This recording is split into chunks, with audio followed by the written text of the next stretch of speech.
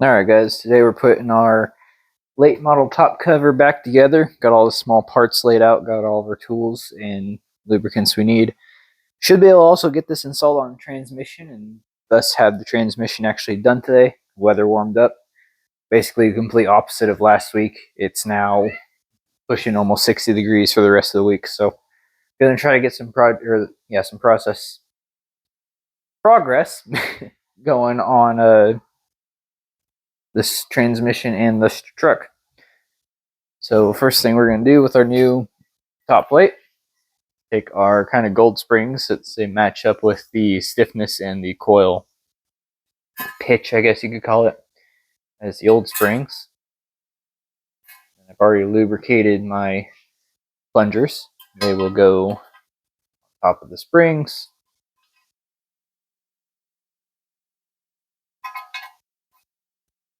That's how your plungers are going to end up sitting in there. A bit of a different camera angle so I can try to get better shots and also more easily check and make sure I'm in frame of everything. Alright, now we have our rails to put in. Got everything kind of laid out here. So your far right rail with the cover sitting how it is will have your two far slots. Picking up some material here from a failed shot, failed scene. Restarting here. So yeah, far right slot or far right rail has your two far roll pin slots. Middle one has the two close slots up here, and then your far left one has this little clearance on it, as well as just the one roll pin hole very end there. So lubing up our rails, get them all started. Kind of run low on assembly lube there. Should have enough to finish this off though. So put it in where detent isn't gonna catch into nothing. Slow us down here. That there. Press it. Get your rail slid in. Get started. Get your middle rail lubricated. Then what I'm doing, since I have such thick assembly lube, I have that pin, that slide pin in there. Got some assembly lube on it, so it's nice and sticky, staying where it needs to be. Same thing. Start it in its hole. Press your plunger. Slide your rail in.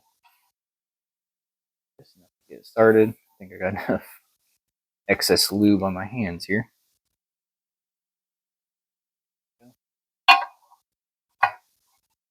Trying to make sure I'm putting this in a way that I'm not going to be fighting my detent the whole time. Not a lot of options with that extra clearance on there. But yeah, I just cleaned everything off with rags and a Brillo pad. And all cleaned up real well. So we're going to run everything we got here. Okay, so once you have those started, then you kind of put everything on in order. So get this shift lug slid on there. Your middle one, that one's pinned in the center, so should be able to just go on either way. That's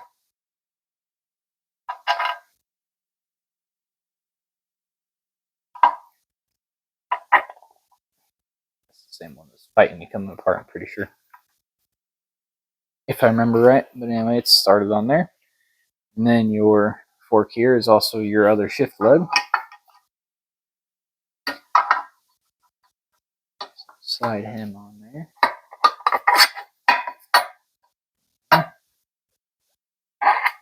Slide these down so you can get your forks on.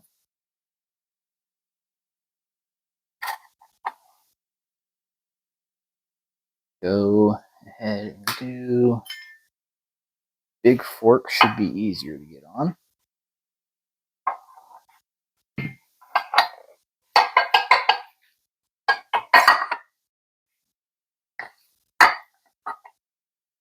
And your middle fork. They kind of have this neat little shape in them. Kind of lines up together. It'll go like that.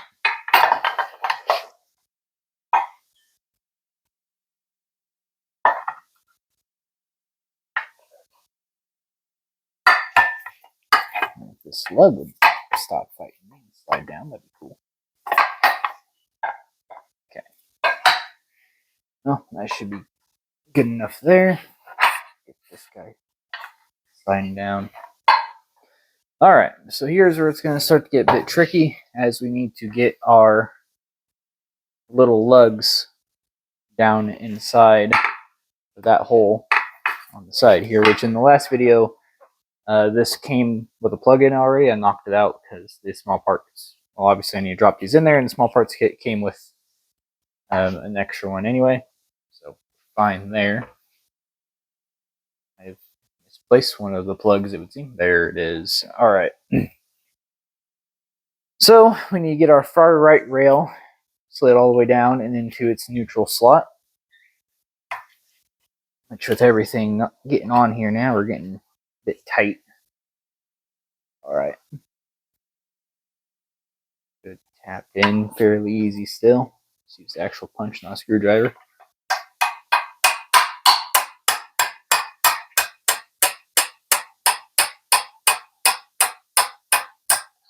Okay. I still need to spin this around. I can get my shift fork out of the way. Lug. Spin that back around. Again, this would be easier if I had an actual pick or something. Those are all at work.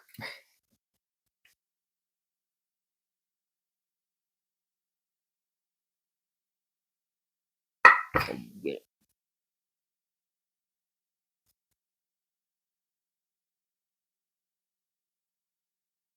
This is where it's supposed to be tricky. There we go. That should be in its neutral slot.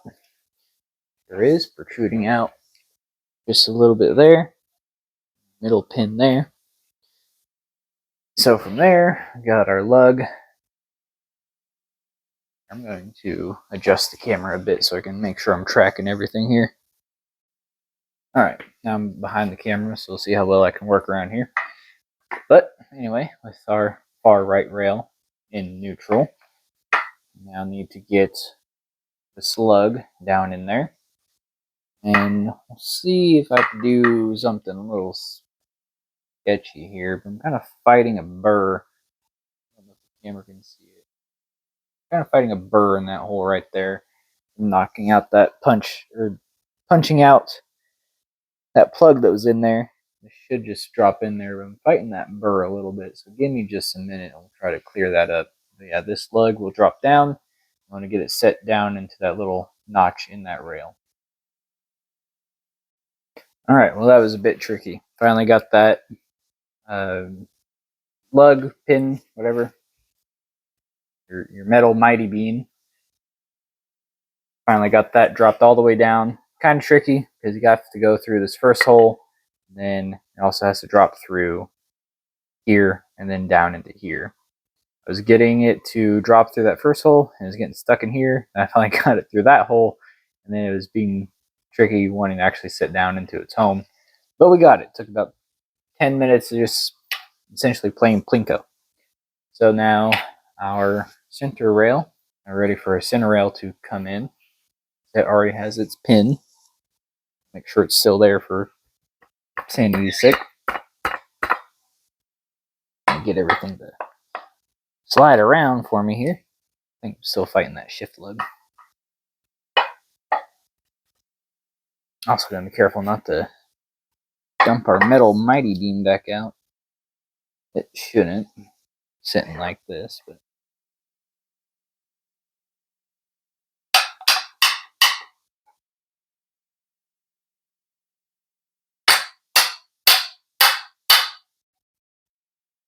yeah.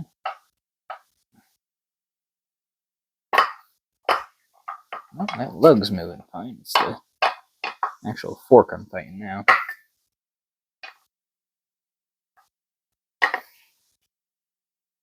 So should be fine. And they're home. As careful as we can here.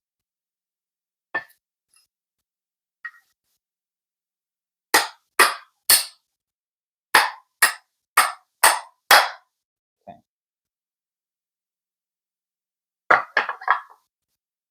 Getting there. See if I can hold on to the fork now.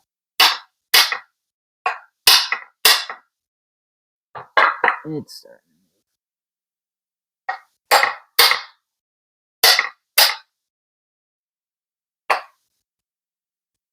Probably be less stiff if we had all new rails and everything, but rails seem fine. They're just a little snug fit on this one fork, it seems. All right, our slide pin's still in there. See? This guy's still in neutral. Our little mighty beam's still in there. Now our fork's moving. It's happier there. Really get my finger around the feel in that hole. Get down in there. Little mighty beam's still down in its slot. Good to get this rail to go on home. Again, we're going to need it to get into its neutral slot as well. Yeah, all we need to do now is get this rail spun around, send it into neutral, and drop our next metal mighty beam into this slot and this rail forward. Let me take a cut to get this rail put where it needs to be. Okay, so we got this rail spun around and fully inserted, and we got our second little mighty beam dropped down in that hole. Again, a little tricky. Got this one on about the third try. It's now sitting in that boss. Now we're taking our third rail. We already have it spun around how it's going to sit normally. Inserted to the point where it's in its first detent slot there. We are going to need it all the way up in neutral as well. We just need one good smack here, and hopefully not smack it too hard to go into our third slot.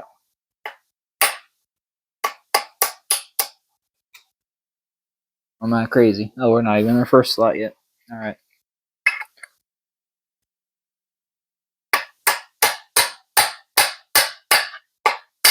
There's our first detent. And there's our neutral slot. All right. So everything is in here, besides our forks aren't pinned. And neither are our shift lugs. Start going through and pinning all those. Start with this guy first. He needs to come up a bit. It's going to be tricky. So yeah, you get all your roll pin slots lined up with your slots on your rails, and also your shift lugs. Give me a minute and we'll get that done.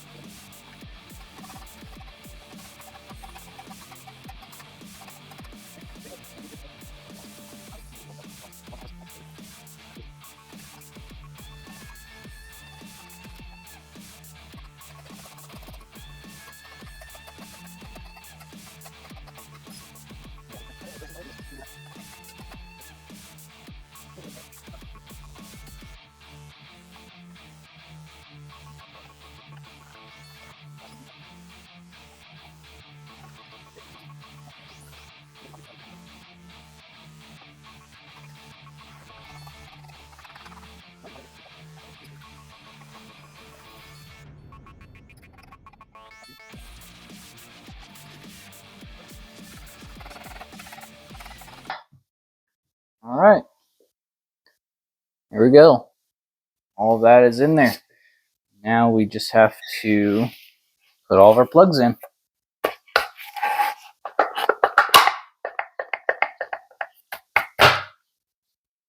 Get this guy back in neutral here.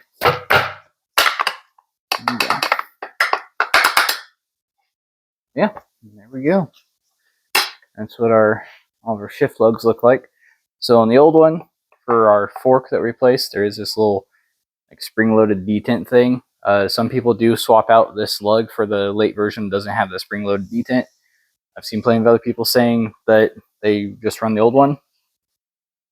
So I opted for just run the old one because it seemed fine and save a few dollars as well. Now for our plugs, get all those ready. Get those set in. Okay. I'm going to start with this little plug. I think it's going to be the most tricky. I think what I'm going to do here is use the back end of my biggest punch. Yeah, that should be fine.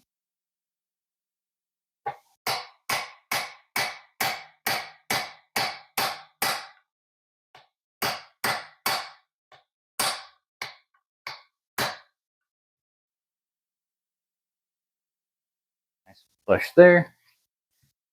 And these three plugs go into the back here.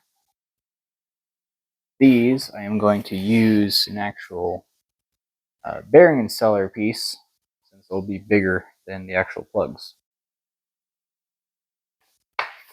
Alright, so we got little plug in. Have our first big plug put in. And go ahead and get the other two put in. And then we'll put our shifter on top. Alright, there we go. We got all those three plugs in. Next, going to be our breather tube. Kind of a loose fit on there. Kind of surprised. Everyone else I've seen, they got to punch that in there. Loctite or RTV for this? Let's see. Do RTV. No, don't poop on me. Don't poop on me. It's pooping on me. Just do a little bit of RTV. It's just a breather hose. Shouldn't be getting exposed to anything that would make it fall out. But it, in theory, might get exposed to fluid, which I don't want leaking out uncontrolled. So we'll just throw some RTV in there, help hold it in there, seal that up just a little bit. Give her a couple whacks too, see if we can get a little bit of a seat in there.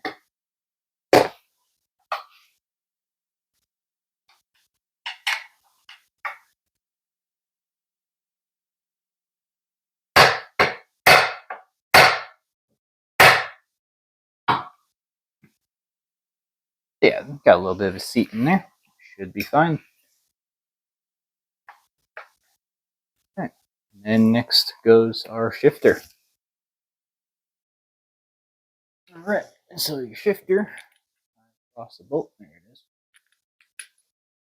Shifter has a little spacer dude, which I'm not sure if that gets RTV on it or not. I'll probably throw some on there just to be safe. You have a metal surface on metal surface here, so probably throw some RTV on there. Drop on down in there. Got your bolts, which I don't have a socket in here with me. It's fine, we're going to go out to the garage and get this set onto transmission itself anyway. But shifter goes on, and then your reverse switch, which I think rolled away whenever all of our roll pins are getting pounded in. Let's see. Yep, it sure did. Which these you can replace, any parts store should have them. Should be a few bucks. I'm probably going to run mine because it was working. it ever stops working, well, it's not impossible to get to once it's on the truck. Gasket goes on there, and first switch gets threaded in. Again, I don't have the socket here with me, so do that while we're in the garage. There you go. There is your completed shifter, all said and done.